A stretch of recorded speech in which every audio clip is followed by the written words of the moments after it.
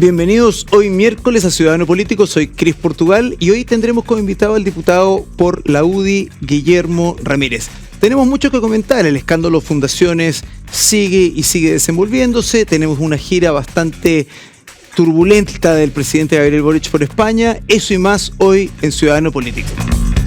¿Cómo estás, Guillermo? Bienvenido a Ciudadano Político, gracias por esta entrevista. Al revés, muchas gracias por la invitación, don Cris. Bueno, a las personas que están en casa viéndonos, estamos junto al diputado Guillermo Ramírez, abogado, ex secretario general de la UDI y actual diputado por la UDI en el Distrito 11. Y te quedan unos años más para diputado todavía. Estamos en el segundo año de este periodo. Llevamos poco gobierno, 1 año y medio, sí, pero se nos ha hecho largo. Bueno, esa es pericia del presidente Gabriel Boric. Sí, tal cual. Hablando un poco de ti, Guillermo, y para conocernos un poco más, eres abogado, pero partiste estudiando ingeniería, sí, me han contado. Un cambio bien radical. Sí. Mira, cuando estaba en el colegio me dejé llevar por mis habilidades más que por los intereses. Yo era muy bueno para las matemáticas, para la física, las probabilidades y ese tipo de cosas se me dan muy fácil y hasta el día de hoy me encantan los números. Me encanta la estadística y le meto número a todo. Así que cuando salí del colegio dije, ya, pues, una carrera con números, ingeniería. Me fue muy bien en la prueba, entré en ingeniería civil en la Católica, pero después de 2 años me di cuenta que me aburría. ¿Cuál fue el ramo que te hizo decidir el No, ninguno. Me fue súper bien en ingeniería. Yo creo que yo estaba entre los mejores alumnos de mi generación, pero lo encontraba fome. En general, no me levantaba en la mañana con ganas de ir a la facultad, a la escuela, en este caso. Y cuando me cambié a Derecho, que me cambié por dentro de la universidad, fue como, llegué a Casa Central en la Católica, tuve mis primeras clases de primer año y lo encontré desde el día 1 fascinante. ¿Y ahí me encantó? ¿Ahí se prendió el bichito de la política en ti? No, yo tengo una familia media política. Mi segundo apellido es Díez y mi tío abuelo, el hermano de mi abuelo, es Sergio Díez. Mi bisabuelo también fue diputado. Y en mi casa se hablaba mucho de política. A mi papá le gusta mucho la política. Así que, como que desde chico, yo siempre leía el diario, me gustaban las noticias, me quedaba hasta tarde en Telenoche para ver la típica entrevista que le hacían a algún político. ¿Consumías política de alguna manera? Consumía política siempre. En ingeniería nunca participé en política universitaria, pero cuando estuve en Derecho ya sí participé. Me metí al movimiento gremial.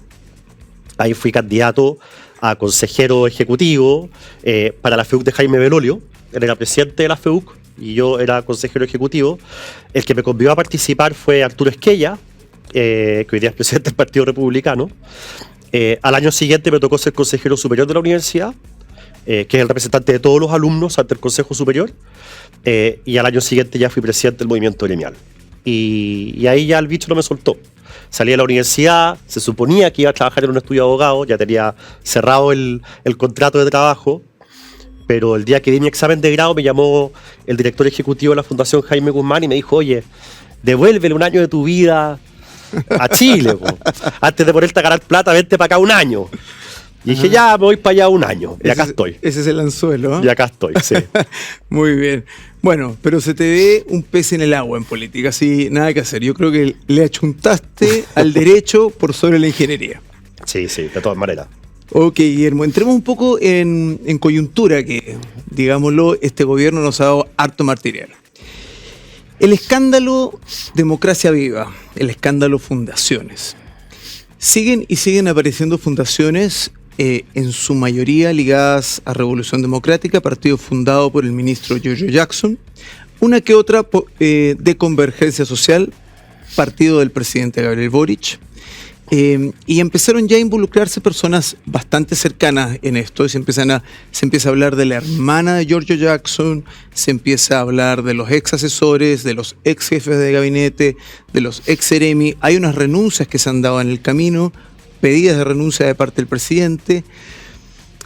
¿Cómo ves este caso en el que ya estamos en 15.000 millones de pesos que están siendo investigados por Contraloría, Fiscalía y parece que a punto de entrar el Consejo de Defensa del Estado? Sí. Mira, para no repetirme con lo que todo el mundo ha dicho, porque a esta altura ya sabemos que esto fue un mecanismo, una forma de defraudar al Estado, probablemente para financiar la política, Cuando digo financiar la política me refiero a que probablemente esta plata no era para metérsela al bolsillo, sino que era para formar cuadros, para tener gente en los territorios haciendo campaña permanentemente. Un poco la lógica que vino a describir también Íñigo Errejón cuando vino a conversar a Revolución Democrática hace algunos años, en que él fue a Revolución Democrática y les dijo: miren, lo que ustedes tienen que hacer son fundaciones, instituciones donde pueda quedarse la gente nuestra cuando no seamos gobierno. Porque ayer usó un concepto bien interesante. Él dice, porque si se van al mundo privado, la plata los puede atrapar. Entonces, para que no se vayan al mundo privado, es importante tenerles un sueldo, de alguna forma, en que ellos puedan mantenerse en política para poder volver al poder. Y desde ese momento que se empieza a hacer este entramado, que no solamente es para darle pega a esta gente, sino para defraudar al Estado y poder financiar la política. O sea, estamos hablando de una organización disfrazada de fundaciones en este caso. Sí, absolutamente. Ya. Y por eso creo yo que esto le ha afectado como le ha afectado al gobierno. Esto le ha afectado como le ha afectado, bueno, a John Jackson y a muchos ministros que hemos visto que han caído, pero como si fuera una piedra, caída libre. Y hemos visto que esto se va a seguir expandiendo. O sea, cada vez que el Contralor o nosotros mismos a través de nuestro grupo de abogados nos metemos en una región a mirar, encontramos algo raro. Y eso te demuestra que al final este era un modus operandi. Ahora, a mí lo que me preocupa de esto es que para el presidente Boric pareciera que esto no es relevante. Porque hasta ahora no ha habido nadie que asuma la responsabilidad política de esto. La única persona que ha salido es una subsecretaria, que la subsecretaria es la jefa de servicio. Ella tiene un liderazgo, una responsabilidad que es de orden administrativo. Los ministros son los responsables políticos. Y acá hay un desfalco gigantesco que ocurrió debajo de las narices del ministro Montes. ¿Pero para ti Montes sabía? No necesariamente, pero Montes es el responsable de sus seremis, que están todos metidos en esto. La subsecretaria sabía, según ella al principio, que le contó a Montes, después se les dijo que no le había contado a Montes, pero independiente si él sabía o no sabía, si él sabía podemos estar hablando de responsabilidad penal, pero si no sabe, bueno, al menos tiene responsabilidad política porque esto ocurrió bajo sus narices, claro, por gente nombrada por él. Se habla de esta reunión previa que hubo 10 días antes entre Latorre y parte de los involucrados, Andrade. Dicen que la diputada ¿Pérez? No participó, pero podría ser indicio de que Montes pueda haber sabido o no. En todo caso se le ve bastante fastidiado con la situación, como de él estar dando la cara por este desorden, claro, que está más que nada provocado por el Frente Amplio. Eso es. Entonces, al final, Montes ha tenido que dar la cara porque ha sido el ministro del ministerio de todo esto ocurrido, pero este entramado es de Revolución Democrática, que es el Frente Amplio. Entonces los socialistas están indignados porque dicen la cara de la corrupción es nuestra, en circunstancias que nosotros no somos los que hicimos este mecanismo.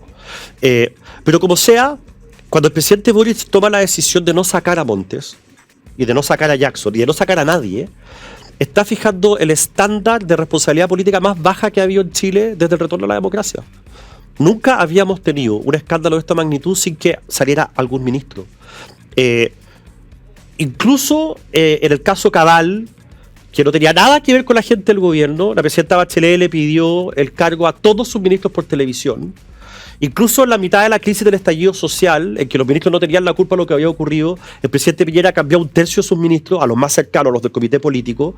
Pero en este caso, el presidente Boric dice, no, acá no hay responsabilidades. Jackson dice que me investiguen, que se investigue, como si la única razón por la cual hubiese que sacar a un ministro es porque tuviera directa responsabilidad, en cuyo caso tendrían que irse presos, digamos. De lo que uno está hablando es de responsabilidad política. Esta gente, estos seremis que hicieron lo que hicieron, fueron nombrados por estos ministros. Estas fundaciones hicieron al alero de estos partidos. El desfalco se hizo en los ministerios que ellos dirigen, en los momentos que ellos dirigen, por fundaciones cercanas a ellos mismos.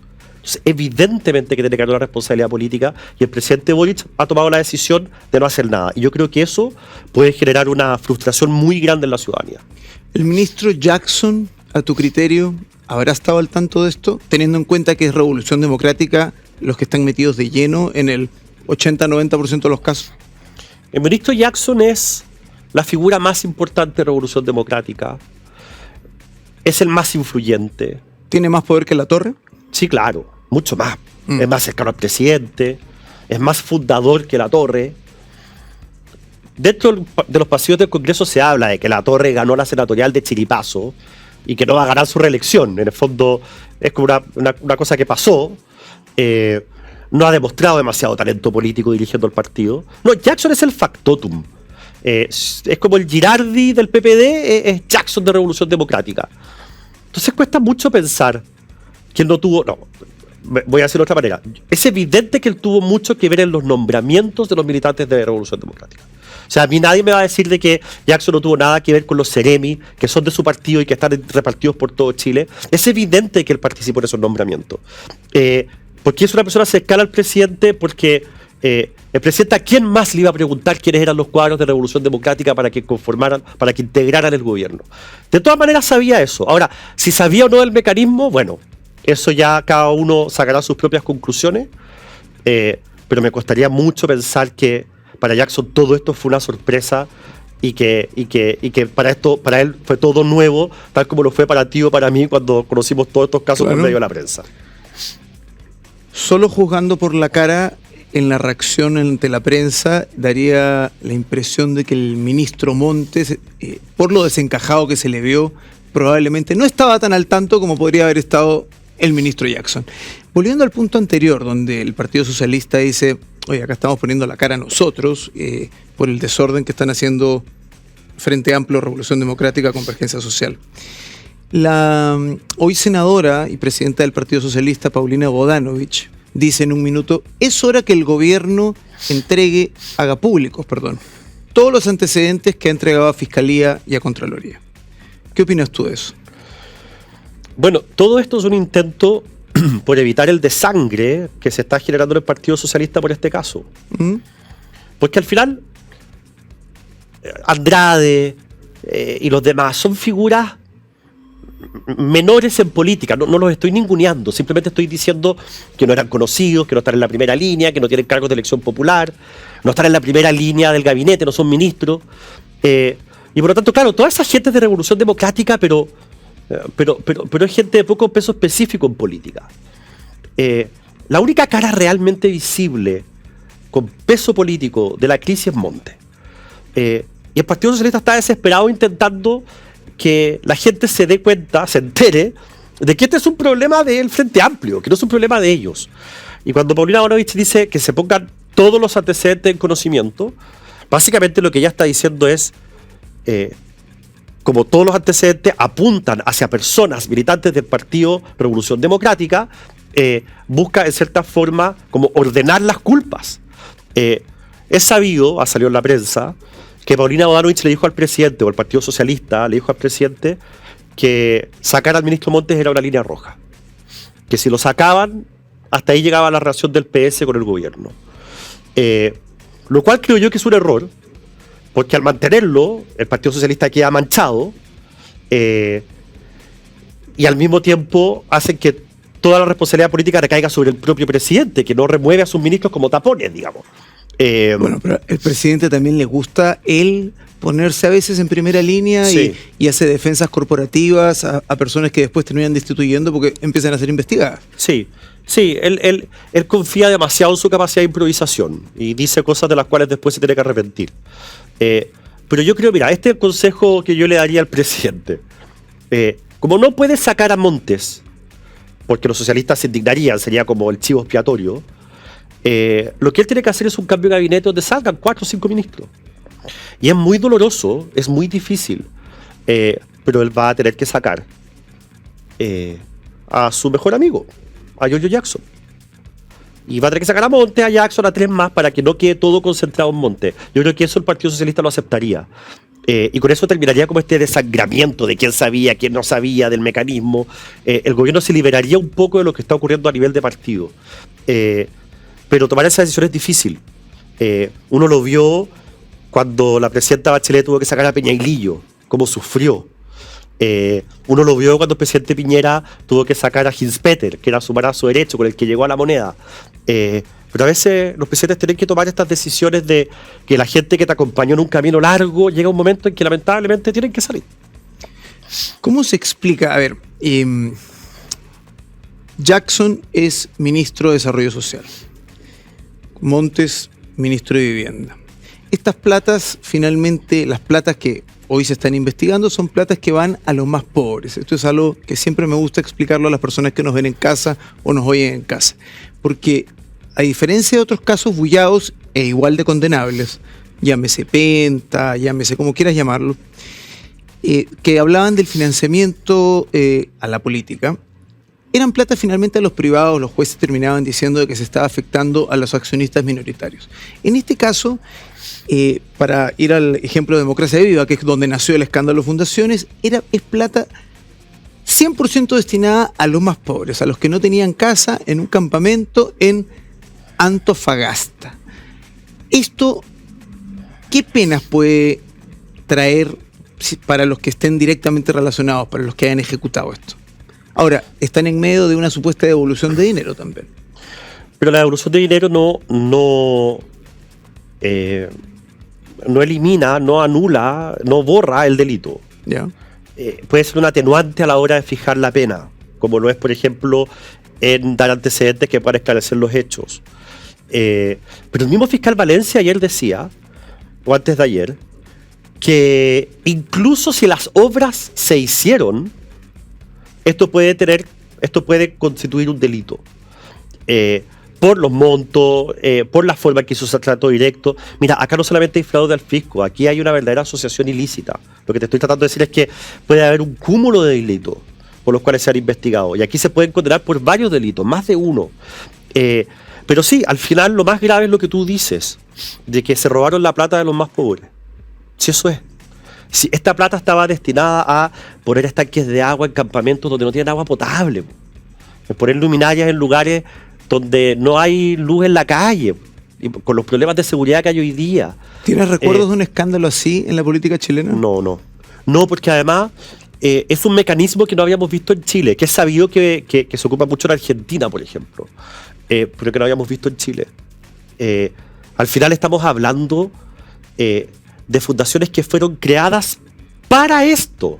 Si eso es lo escandaloso, hagamos una fundación y hoy hago la fundación y mañana te entrego la plata. Y eso es, hemos llegado al nivel de que conocimos en el Biobío el caso de una fundación que fue arrendada.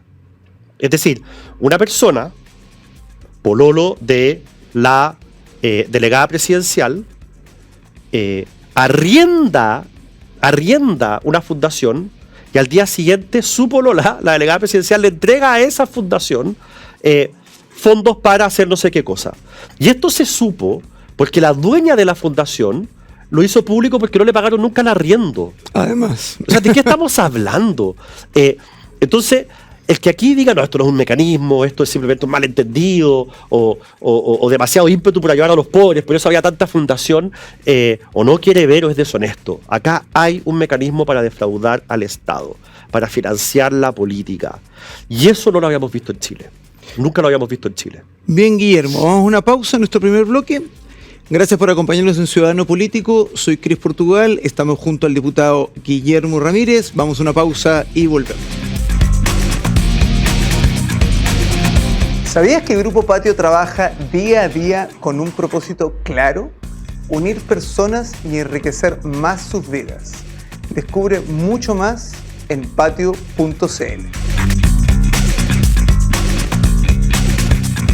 Estamos de regreso acá en Ciudadano Político. Soy Cris Portugal y nuestro invitado de hoy, el diputado UDI, Guillermo Ramírez. Guillermo, cerrando un poco el tema del escándalo Fundaciones que estábamos conversando en el bloque anterior y las responsabilidades políticas que comentábamos. Tenemos un ministro Montes que no renuncia y el presidente tampoco remueve. Un ministro Jackson que no renuncia y tampoco lo remueven. Y tú bien decías que para un presidente es doloroso tener que salir de estas personas. El agua llegó a la moneda. Sí, claro. ¿Puede en algún minuto llegar esto al mismo presidente Gabriel Boric? Lo que pasa es que en la cabeza de la gente tiene que haber un responsable. Políticamente hablando tiene que haber un responsable. Pero no baja del 30% de aprobación. Ahora hablamos de eso. Pero si el presidente no actúa con cierta rapidez y no remueve a estos ministros como diciendo ellos son los responsables políticos, insisto, no responsables penales, políticos. ¿Por qué? Porque esto ocurrió bajo las narices de Monte. ¿Por qué Jackson? Porque esto ocurrió en su partido donde él es la máxima figura. Hay una cierta responsabilidad política solamente. Si él decide no removerlos, la responsabilidad política recae sobre él. Y eso puede terminar lesionando gravemente su propia imagen. Fíjate que el presidente no se mueve del 30%, a diferencia del gobierno que ha caído, a diferencia de los ministros que han caído. Él no baja de su 30% porque la gente que aún confía en él, yo no estoy entre ese 70%, pero la gente que aún confía en él, lo considera una persona honesta, transparente. Toda esta cuestión que para ti y para mí, bueno, no sé si para ti, pero hablo por mí, todas estas volteretas que uno dice, bueno, pero ¿quién es Boric? Y me genera desconfianza, para mucha gente es una señal como de transparencia, de que siempre dice lo que piensa, aunque se contradiga, de que finalmente estamos frente a un presidente que es bien intencionado. Eso piensa ese 30%. Por eso él no cae del 30% cuando el gobierno sí cae, cuando los ministros sí caen. Pero si él asume, la responsabilidad política de todo esto, se va a resquebrajar ese 30%. Porque en la cabeza de nadie, ni siquiera de los más leales al presidente, es aceptable que con este tremendo escándalo no haya nadie que pierda la pega. Y ese estándar de si va a haber alguien o no que pierda la pega, la fija el presidente. Nadie más que el presidente. Si nadie más puede remover a los ministros que el presidente. Y van a empezar, porque así es la vida, mucha gente a decir, bueno, ¿y por qué el presidente no removió a nadie? Algo debe saber. O en algo debe estar metido. Entonces, ese tipo de comentarios que van a empezar a surgir, el presidente solamente los puede evitar removiendo a estos ministros. Si no, él va a pagar políticamente los platos rotos y echarse su capital político cuando llevamos 1 año y medio de gobierno y quedan 2 años y medio es una muy mala idea para un gobierno. Él llegó al gobierno con el título de que eran la generación del fin al lucro, de no más pitutos, etcétera. Puedo hacer una lista. Los 30 años. Exactamente. Ahora comentamos lo de los 30 años en España. Y a la vez vemos que va entrando más personas a la concertación. ¿Tú crees que en algún minuto, si es que el presidente recapacita, pueda entrar más concertación, más canas, con las que quizá ustedes o los otros partidos puedan conversar un poco más? Tú ves una ministra, perdón, para replantearte el tema. Sí. ¿Tú ves una Carolina Toá que se mantenga en el gabinete? Sí. A ver, los cambios de gabinete que ha hecho el presidente han sido siempre a costa de Apruebo Dignidad y en favor del socialismo democrático. Bien. Tanto en los ministerios como en la subsecretaría. Lo de la subsecretaría es un escándalo. O sea, voy a inventar el número, pero es del orden. Han salido 15 subsecretarios, de los cuales los 13 nuevos son del socialismo democrático y 2 son de Apruebo Dignidad. Una locura. Ha cambiado la balanza de manera muy brusca. A nivel de ministros, los ministros más importantes, fíjate tú que en las fotos presidenciales hay un protocolo. Siempre el presidente está flanqueado entre el ministro del Interior y el de Relaciones Exteriores. Un poquito más allá va el de Defensa, y así, según importancia, al de Bienes Nacionales o al de Deporte los ponen en las esquinas. Es un tema de protocolo. Si tú te fijas en la foto presidencial hoy día, todos los que rodean al presidente son de socialismo democrático. Los ministerios más importantes están en manos del socialismo democrático. Y la verdad es que eso es así porque es allí donde el presidente ha encontrado el salvavidas. Y no tengo duda de que si hay un nuevo cambio de gabinete, esa tendencia hacia ir a la concertación y abandonar esta locura de la izquierda extrema de Apruebo Dignidad es una cosa que vamos a seguir viendo. Pero es un asunto de supervivencia. Es un asunto de supervivencia. Al final el presidente se da cuenta de que las reformas, por ejemplo, que él ha planteado no salen adelante porque tiene un grupo de gente extrema al interior que no les deja negociar, que no quieren ceder. Lo que hemos visto en la reforma tributaria y la reforma de pensiones es exactamente igual que lo que vimos en la Convención Constitucional, en que en la Convención se cancelaba gente, era un proyecto maximalista, era una constitución completamente de izquierda, cero acuerdo. Bueno, la reforma de las pensiones y tributarias son 2 reformas extremas. La tributaria, el gobierno nunca la quiso cambiar y la terminó perdiendo en el Congreso. La de pensiones lleva 9 meses presentada y no se ha presentado ni una sola indicación por parte del gobierno. Sigue siendo la misma reforma del principio. ¿Y por qué? Porque hay un grupo de izquierdistas extremos al interior del gobierno que no lo dejan entrar a conversar, que no están dispuestos a ceder nada. Y eso es lo que tiene estancado al gobierno. Estamos hablando del Partido Comunista y el ala dura de extrema izquierda del Frente Amplio. Sí, el Frente Amplio, porque para mí el Frente Amplio son todos extremos, y el Partido Comunista que es aún más extremo. Y eso es. Y tú ves a un presidente, tú te imaginas a un presidente Gabriel Boric pudiendo romper con esa ala de extrema izquierda? Bueno, ha ido rompiendo. No solamente por los nombres que hay hoy día en su gabinete, por las señales que ha dado. El tema del TPP-11, por ejemplo.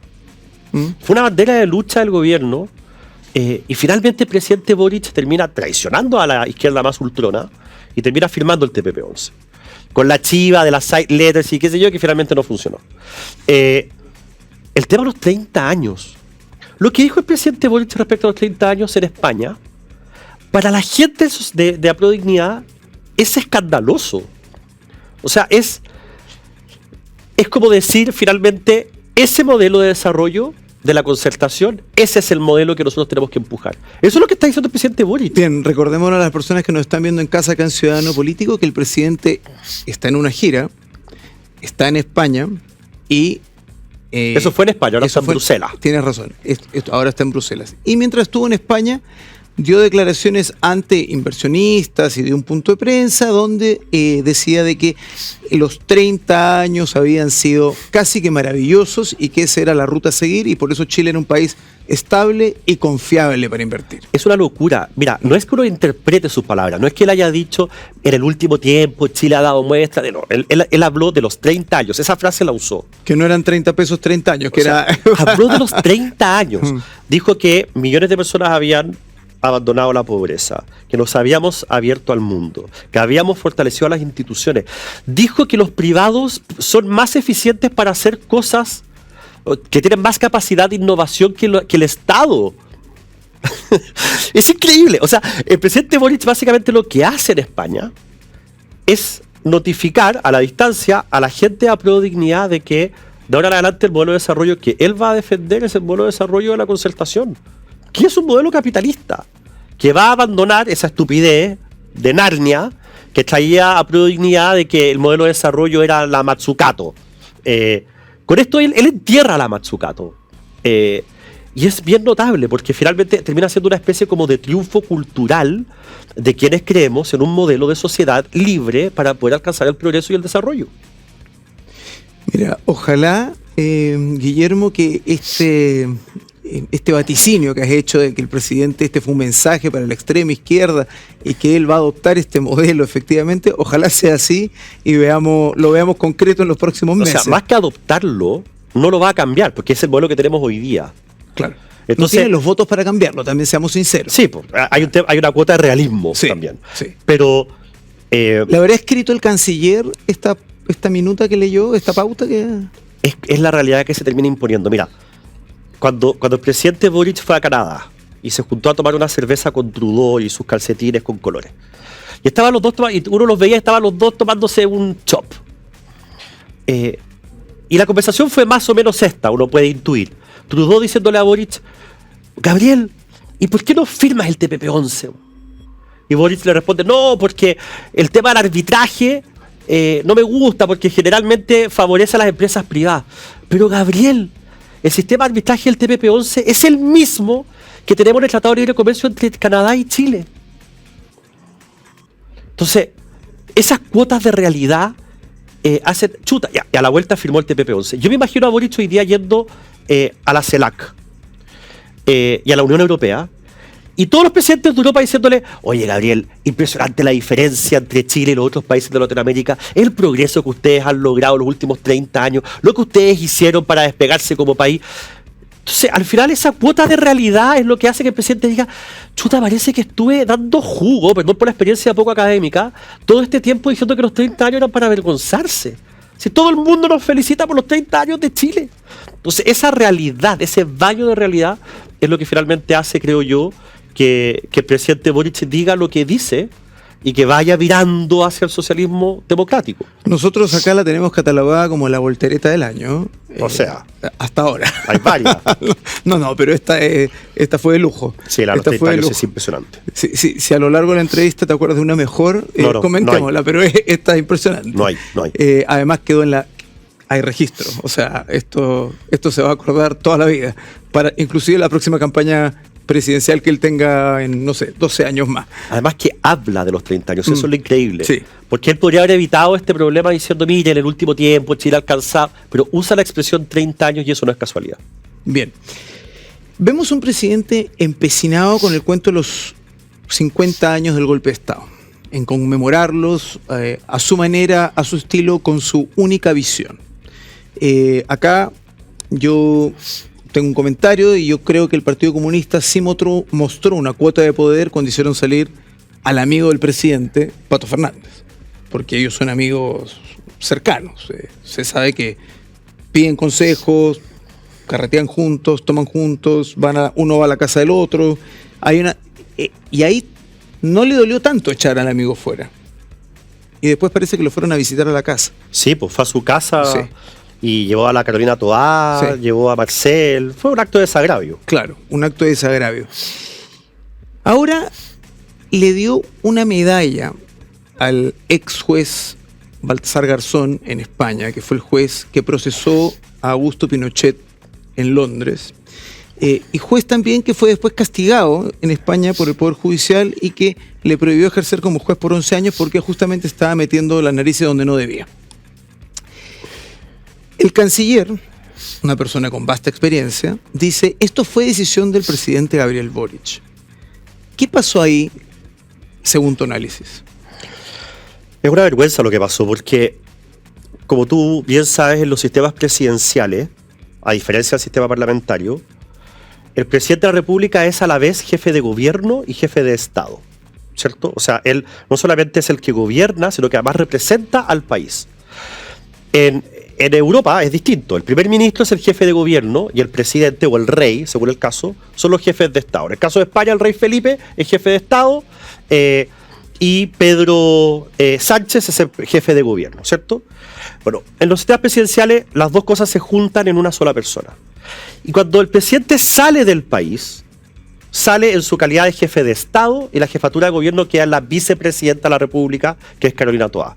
Entonces Gabriel Boric por estos días está en su rol de jefe de Estado. ¿Por qué esto es importante? Porque ¿nos representa a todos? Porque los representa a todos, representa al Estado de Chile. Y lo que él hace fue condecorar a una persona que ha estado permanentemente en contra de los intereses del Estado de Chile. Cuando él detuvo a Pinochet en Londres, el presidente Frey y José Miguel Insulza, que en ese momento era el canciller, se enfrascaron en una pelea judicial contra Garzón, diciendo: oye, traigan a Pinochet de vuelta, porque son los tribunales chilenos los que deben juzgar. Y Garzón decía: no, los tribunales chilenos, en plena democracia, no tienen la independencia para juzgar a Pinochet. Después el juez Garzón firma en el Grupo de Puebla un documento a favor de Marco Enrique Ominami, afirmando que los tribunales chilenos estaban persiguiendo a Marco Enrique Ominami porque los tribunales chilenos no son independientes. Esto estamos hablando hace pocos años atrás. Sí, o sea, claro. No estamos hablando de que esto ocurrió al día siguiente del retorno a la democracia, digamos. Luego, para la demanda de Bolivia, que quería el mar de Chile, que ganamos con la sangre de nuestros héroes, Baltasar Garzón iba a ser el agente de Bolivia. No pudo hacerlo porque él tenía un contrato con la OEA y por lo tanto el agente de Bolivia fue otro, pero en el equipo jurídico estaba Garzón. Y Garzón se pasó por todo el mundo hablando pestes de Chile y explicando por qué Bolivia tenía que tener una salida al mar. Garzón además vino a Chile a azuzar a la primera línea. Los videos han estado dando vueltas estos días por WhatsApp. De cómo él se junta con la primera línea: vamos muchachos, quémenlo todo, fue lo que le faltó decir, digamos. Entonces, tenemos a una persona que ha estado permanentemente en contra de los intereses de Chile. Y Gabriel Boric, en su calidad de jefe de Estado, lo condecora. Al presidente Boric se le olvidó que él estaba ahí en su calidad de jefe de Estado y no en su calidad de jefe de la coalición gobernante. ¿Fue un gustito? Fue un gustito. Actuó como partisano, una palabra que le gusta usar a él. Y de nuevo, actuó como jefe del Frente Amplio. No actuó como jefe de Estado. Y eso es muy grave porque él, estando fuera de Chile, nos está representando a todos. Y por lo tanto, con esto nos ofende en cierta forma a todos. Fíjate que hay algunos parlamentarios que dicen: no, tiene que devolver la medalla. Mi postura es que no tiene que devolver la medalla porque eso sería humillar al presidente. Y no queremos humillar a nuestro jefe de Estado fuera de Chile, digamos. Pero así como no tiene que cuidar la figura del presidente porque nos está representando a todos afuera, él también tiene que cuidarnos a nosotros y representarnos a todos. Gabriel Boric finalmente mina lesiona la figura del jefe de Estado que hoy día habita él, usando sus propias palabras, por darse un gustito. ¿Y el canciller en qué posición queda acá? Porque queda incómodo, queda... Bueno, lo más notable es que el canciller Van Claveren se ha enfrentado 2 veces a Garzón. La primera vez, Van Claveren fue del equipo de José Miguel Insulza y Eduardo Frei, que trabajó para traerse a Pinochet de vuelta de Londres. Y la segunda vez, Van Claveren fue el agente nuestro ante la demanda de Bolivia. Entonces, Van Claveren sabe muy bien qué tipo de espécimen es Garzón. Costaría pensar que el canciller fue un impulsor de entregarle una condecoración a... Pero por supuesto que no lo sabía. Van Claveren lo dice muy claramente. Dice, esta es una decisión presidencial. Y cuando le preguntan, ¿y usted qué opina? Él dice, mi opinión es irrelevante, porque esta es una decisión presidencial. Lo que está diciendo es que no está de acuerdo. Y cuando le preguntan si está de acuerdo, él dice, yo respeto la decisión del presidente Boric. Claro, porque si no la respetara tendría que salir del gabinete, si es ministro de Boric. Él no dice yo apoyo, yo estoy de acuerdo, yo respaldo. Él dice yo respeto. O sea, claramente no estaba de acuerdo, claramente considera que es una torpeza y claramente estaba molesto. Y con razón, porque Van Claveren es una persona que por su vasta trayectoria entiende perfectamente el rol del jefe de Estado. Cosa que al presidente Boric se le olvidó el sábado o el domingo cuando le entregó esta condecoración al juez Garzón. Bien, Guillermo, vamos a ver una pausa. Vamos a una pausa acá en Ciudadano Político. Estamos junto al diputado UDI, Guillermo Ramírez. Volvemos. ¿Sabías que Grupo Patio trabaja día a día con un propósito claro? Unir personas y enriquecer más sus vidas. Descubre mucho más en patio.cl. Bien, estamos de regreso acá en Ciudadano Político. Soy Cris Portugal y estamos junto al diputado UDI, Guillermo Ramírez. Guillermo, en este último bloque, que tenemos un poco menos de tiempo, me gustaría tocar varios temas contigo. Uno de ellos tiene que ver con el rechazo a la acusación constitucional al ministro de Educación Ávila, donde vimos un quiebre dentro de Chile Vamos, vimos a 2 diputados de Evópoli votar en contra y vimos a un diputado UDI votar en contra, Joaquín Lavín Jr. Inexplicable, me gustaría que en un momento me cuentes esa interna. Después sale el presidente de RN, Chaguán, solicitando una reunión de emergencia que se concretó este lunes para tratar de dar una señal de normalidad y tratar de que esto siga avanzando, porque claramente si no hay unidad en la derecha, no vamos a aprovechar como sector, y me incluyo, esta ventana que hay ahora para poder ganar las municipales, diputados, senadores y ojalá las presidenciales. Y ojalá por más de un periodo, además. ¿Qué pasó acá? ¿Qué falló, viejo? Bueno, a ver, yo creo que... ¿Uno cuenta los votos antes de presentar la acusación? Sí, y yo creo que los votos estaban, porque de los 7 capítulos que contenía la acusación constitucional, habían varios que eran bien escandalosos. El más escandaloso, en mi opinión, era el capítulo 6, que hablaba sobre esta irregularidad que todavía no ha sido explicada, y que ahora estamos llevando a tribunales, de los 3.500 millones de pesos de la Junaep. 3.500 millones de pesos de la Junaep, por 30 colaciones, o sea, 110 millones de pesos por colación. Que es una denuncia que sale de los funcionarios de la Junaep, que le entregan los antecedentes a un exdirector de la Junaep de la época de Bachelet, y él da a conocer todo esto y nosotros lo incorporamos en la acusación constitucional. El exdirector se reafirmó ayer en lo que dijo. Sí, habló en la radio ADN, una entrevista de 20 minutos, dando más antecedentes, y es escandaloso.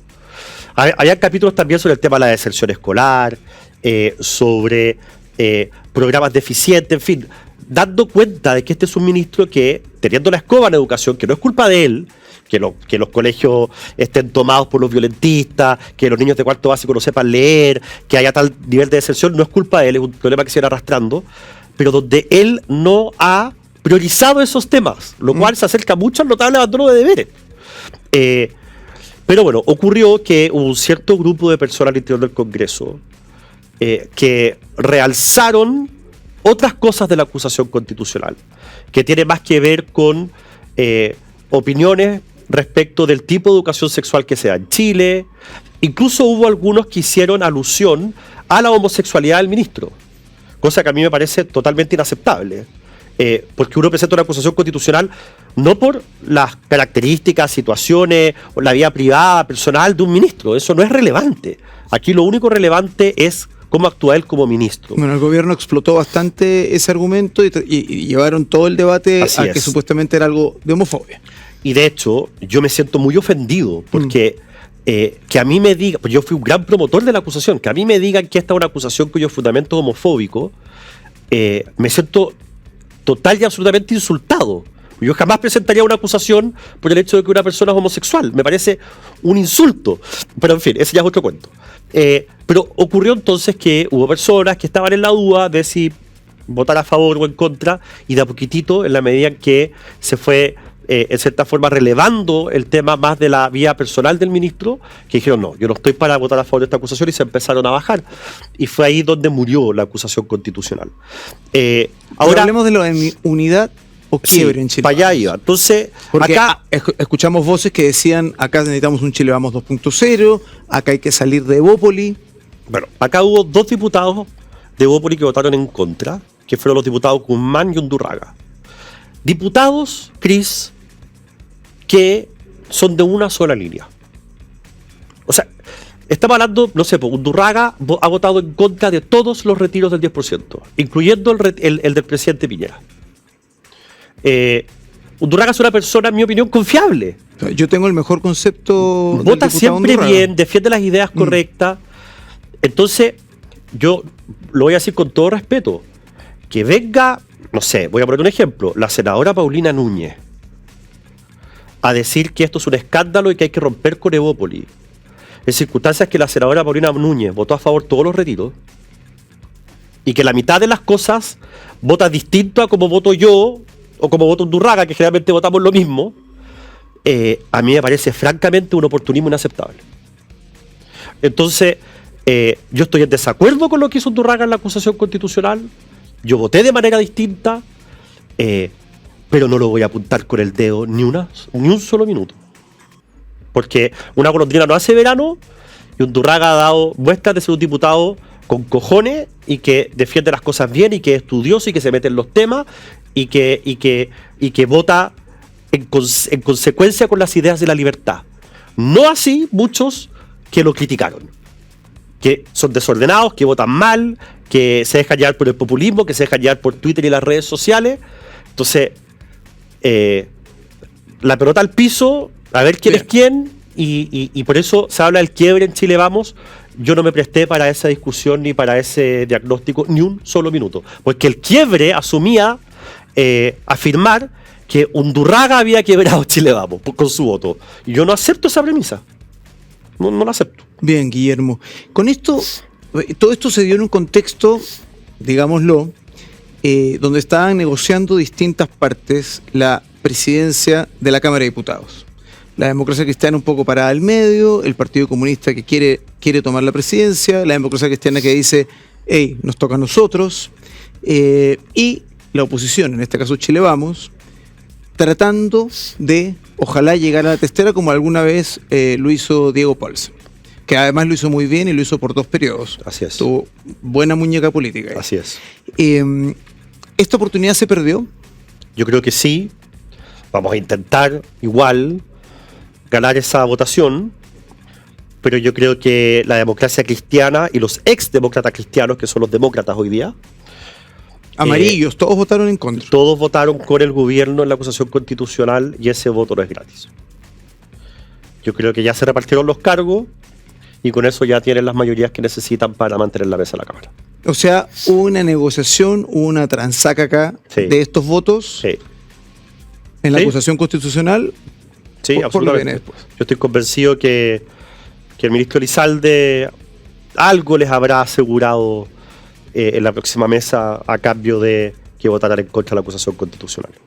Que no es algo para que nadie se escandalice, es lo que suele ocurrir en los pasillos de cualquier congreso en el mundo, y es una tontera porque al final nosotros abrimos la puerta para que eso ocurriera presentando una acusación que no debería ser presentada, y luego dándole un enfoque que no debería haber sido el enfoque que le dieron algunos parlamentarios de lo que hablábamos hace un rato atrás. Sobre homofobia. Bien, pasemos a otro tema que tiene preocupado a bastantes personas, pero no ha aprendido, que es la Comisión contra la Desinformación que impulsó la ministra de la CEDEGOP, Camila Vallejos, que el presidente creó por decreto, no pasó por el Congreso, y depende del Ministerio de Ciencias, pero informa a la ministra Camila Vallejos para decidir políticas de Estado. Esa es la bajada, por lo menos, que tiene este decreto. ¿Qué va a pasar? ¿Es un primer intento o es una muestra del Partido Comunista tratando una vez más de manejar información? Es impresentable. Cualquier persona que ame la democracia tiene que oponerse a esto que está ocurriendo. Generalmente estas comisiones, así se llama, Comisión contra la Desinformación, se terminan convirtiendo en comisiones por la desinformación. Porque las verdades oficiales los estados las imponen cuando no se imponen por sí mismas, por el hecho de ser ciertas. Entonces tiene que haber un organismo que las imponga. Camila Vallejo ha dicho que esto es para proteger a los medios de comunicación y su labor. La mejor forma de proteger a un medio de comunicación es dándole absoluta y total libertad. Cualquier otra forma de paternalismo, de revisión, es limitar y quitarle fuerza a los medios de comunicación. ¿Y qué van a hacer ustedes como congresistas y como partidos para esto? Bueno, hoy día lo que ellos han hecho lo pueden hacer porque no requería ley, pero en algún minuto, si tú le quieres dar atribuciones a este organismo, que hoy día no los tiene, hoy día este organismo lo que va a hacer es hacer sugerencias respecto a políticas públicas contra la desinformación. Eso es lo que va a hacer esta comisión, recomendaciones. Pero si tú quieres aplicar cualquiera de estas recomendaciones o quieres darle algún tipo de poder a esta comisión, tienes que pasar por el Congreso.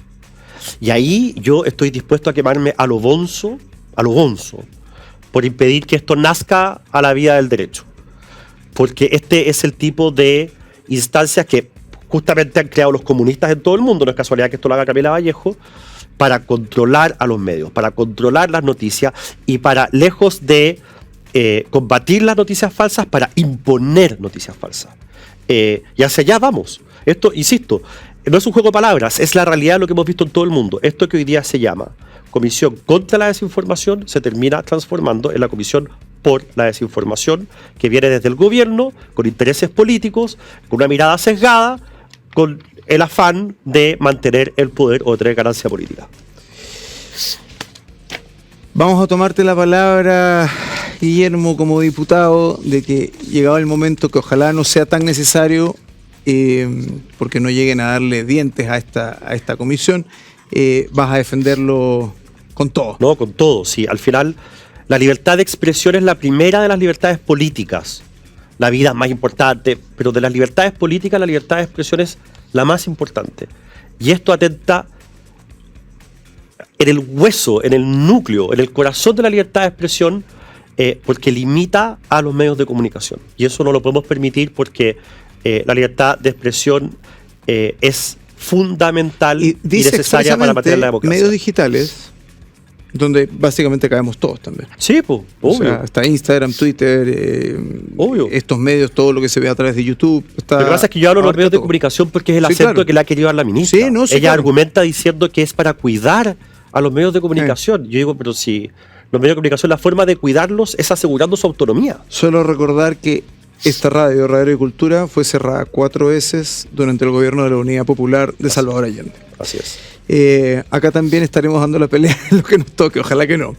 Vamos cerrando el programa un poco, Guillermo, porque se nos pasó el tiempo, y vamos a unas preguntas cortas. Dale. Y respuestas cortas, ¿te parece? Sí. Bien, vamos. Guillermo, ¿cuál es el personaje peor evaluado del gobierno para ti? El ministro Giorgio Jackson. Creo que hizo una muy mala pega como Sexpress. Está haciendo una muy mala pega en el Ministerio de Desarrollo Social. Tenemos la escoba con Mejor Niñez, que depende de él. Y la verdad es que ha salido bastante poco salpicado de los casos de fundaciones, siendo que es el Guido Girardi de su partido. Bien. A ver, Guillermo, algo que no alcanzamos a conversar mucho, que es el tema constitucional, el Consejo Constituyente que está ahora. ¿Tú ves un futuro con un apruebo o un rechazo de la propuesta que se está haciendo ahora? Yo creo que... Yo quiero y creo que va a ganar el apruebo. Yo estoy seguro que vamos a lograr finalmente tener un texto bastante consensuado bastante moderno que va a solucionar varios de los problemas nuevos que tiene Chile y del cual se van a estar por el rechazo solo los más extremos. Yo creo que el Partido Comunista y algunos frente amplistas van a estar en contra. Probablemente por la derecha también se bajen algunos. Y ahí los chilenos se van a dar cuenta de cuál es la posición que tienen que tomar. Van a estar con algunos de estos extremos que siempre, si no tienen todo, entonces no lo quieren. ¿Tú crees que alguien de extrema derecha, o sea... Bueno, el Team Patriota ya se bajó ya. Yo no entiendo todavía el concepto de extrema derecha en Chile, te soy bastante sincero, pero viendo que esto se va a armar básicamente con votos de la derecha. Sí. ¿Tú crees que además se baje a alguien de la derecha porque no le gusta el texto? Bueno, dentro de, lo hemos visto en los medios de comunicación, han filtrado WhatsApps del Partido Republicano, en Cara Interior hay todo un debate acerca de si hay que seguir empujando este proceso, desde ya hay que ponerse en el lado del rechazo. Y el Team Patriota, famoso Team Patriota, que a nosotros nos hizo tanto bullying en el pasado, en los últimos meses, hoy día cambió el foco y está pegándole permanentemente al Partido Republicano por estar participando en este proceso. Entonces, al final esto va a ser los extremos que van a estar en contra versus el resto del mundo que va a estar a favor. Y ahí es donde yo creo que a los chilenos les va a hacer sentido decir, bueno, si de derecha a izquierda, del centro, mundo moderado, están a favor de esto, es porque hay un acuerdo. Y yo creo que los chilenos al final siempre valoran los acuerdos amplios. Ya que estamos en esto, conversemos cortito sobre el tema de las enmiendas. Esta semana se presentaron enmiendas. 1090. Y parece que la de Republicanos fue cercana a 1000. por lo que entiendo. No. ¿Tú crees que se llega a consenso? Al parecer han tocado temas que han saltado alarmas. Hay personas de Chile Vamos que ya dicen que van a votar de manera distinta. El texto sobre el cual está trabajando la convención, o el consejo, que es el que hicieron los expertos, ese texto se aprobó unánimemente por los expertos. Y los expertos, hay un representante del Partido Comunista, hay un representante del Partido Republicano, y luego todas las fuerzas que están entre medio de ellos dos. Y fue unánime. Lo que te estoy tratando de decir es que quizás las normas que ahora se van a enmendar no van a ser aprobadas unánimemente, pero yo sí creo que aquí van a haber acuerdos amplios. Yo creo que hay conciencia en que este es una oportunidad que Chile no se puede perder, que tenemos que tener una constitución que sane las heridas institucionales, que nos permita reparar el sistema político, que hoy día no da el ancho el sistema político. No podemos desde la política solucionar los problemas de la gente por un montón de razones, atomización en el Congreso y una serie de razones más, y esto arregla ese problema. Y además terminaríamos con este debate infinito de si la Constitución del 80 es o no es legítima. Se mataría el pecado original, como dicen algunos. Esa conciencia que existe, bastante transversal en la política chilena, es lo que yo creo que finalmente se va a imponer, y vamos a tener de aquí a diciembre un texto que no va a ser del 100% del gusto de nadie, pero que todos van a encontrar razonable. Y eso es lo que yo creo que le podemos pedir a este proceso, no le podemos pedir más que eso. Bien. Guillermo, vamos por las últimas dos preguntas. Si algún día algún presidente llamara a Guillermo Ramírez para ocupar un ministerio, ¿qué ministerio te gustaría ocupar? Así por entretenido, la Cancillería encuentro que es chorísimo. Viajar por el mundo, hablar con gente de otras culturas, conocer lo que están haciendo los otros países y traer estas ideas para acá. Encuentro que es lo más entretenido que hay. Pero es la pega soñada de cualquier político. Es como una patudez decir la Cancillería. Pero la verdad es que me encantaría. Y si no fuera la Cancillería, yo creo que el Ministerio de Desarrollo Social es muy bonito. Es muy bonito. De allí dependen desde los temas que antes era el Sename, que ahora se llama Mejor Niñez. Está todo el tema de la CACEN y en el fondo la medición de la pobreza y cómo combatirla. El tema de los adultos mayores. Es un ministerio muy bonito, en donde uno puede ver que ocupa muchos recursos y que hoy día está subutilizado, digamos. Subutilizado. Es un ministerio, es de esos ministerios que tú puedes ver resultados de inmediato. Bien. Cómo le arreglas la vida a personas de inmediato. Hay otros ministerios que lo ven en el mayor largo plazo. Este es un ministerio en que tú puedes ver los resultados al tiro. Yo creo que eso debe ser muy reconfortante. Bien, nos queda claro. Le vamos a mandar el mensaje al futuro presidente que sea de nuestro sector. O presidenta. De tu sector. O presidenta que sea de tu sector. Toda la razón. Bien. La última pregunta, Guillermo. ¿Vamos a ver a Guillermo Ramírez como senador? No sé. No lo sé. Mira, llevamos 1 año y medio de este periodo, quedan 2 años y medio. Yo en el periodo pasado, yo estoy en mi segundo periodo, en el periodo pasado yo no iba a ir a la reelección. Fui, y lo digo así sin problema, porque Javier Macaya y la Pepa Hoffman me lo exigieron al final. Pero yo no tenía ganas de seguir. ¿Qué opinan en casa? No, mi señora me apoya y me conoció político, así que sabe lo que me gusta y cómo vibro con esto. Pero cada día tiene su afán, Chris. Si es que llegado el minuto, yo creo que ahí es donde puedo aportar, es lo que quiero hacer, y se dan las circunstancias, lo voy a hacer. Y si me doy cuenta de que ya pasó el momento, que me quiero dedicar a otras cosas, me voy a salir. O sea, no, yo soy un espíritu muy libre. Y esa libertad no la quiero perder nunca. Y llegado el minuto voy a tomar mi decisión con los elementos que tenga en la mesa. No estoy en una carrera política. O sea, no estoy pensando en ser senador porque después quiero ser presidente. No, yo estoy tratando de hacer mi pega lo mejor posible y cada día tiro su afán. Bien, Guillermo. Muchas gracias por esta entrevista en Ciudadano Político, compadre. Gracias a ti Espero por la invitación. que vuelvas a visitarnos. Encantado. Mira qué tema hay, nos quedamos cortos en los temas. Nos vemos. Un millón de gracias por la invitación. Te felicito por el programa. Entiendo que están creciendo y creciendo y creciendo. Así que vamos bien. Feliz de que de venir algún otro día a conversar de otros temas. Muchas gracias, Guillermo. Bien, estuvimos junto al diputado UDI Guillermo Ramírez en Ciudadano Político.